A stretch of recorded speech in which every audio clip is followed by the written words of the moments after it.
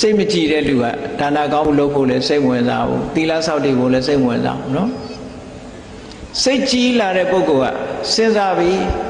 မလုပ်ရကောင်းမလဲနောက်ဆုံးကအိမ်မှာရှိတဲ့ဘုရားရှင်လေးတန်ရှင်းလုံးမှပဲဘုရားပန်းလဲအောင်မှပဲရှည်ချမ်းကတ်လူအောင်မှပဲဒါနကောင်းမှုတစ်ခုလုံးအောင်မှပဲသီလဆောက်တည်အောင်မှပဲတရားအထောက်အောင်မှပဲဆိုတဲ့ကောင်းမြတ်တဲ့ပဲစိတ်ကူးစိတ်တန်းလေးတွေပေါ်လာတာ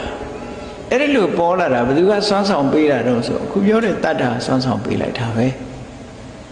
ဒါကြောင့်မို့ထသလိနီထက္ကရာမှာသဘာဝတရားကိုရှင်းရှင်းလေးပတ္တန်နေနစိတ်တေနဒါနံဒိဋ္ဌိ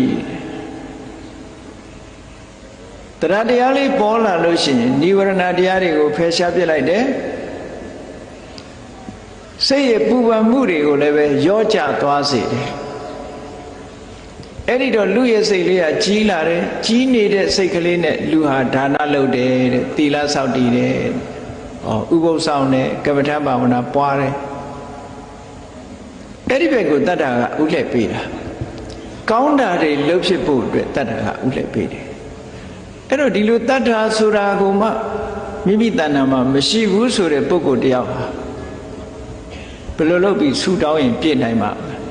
မလားမပြည့်နိုင်ဘူးတဲ့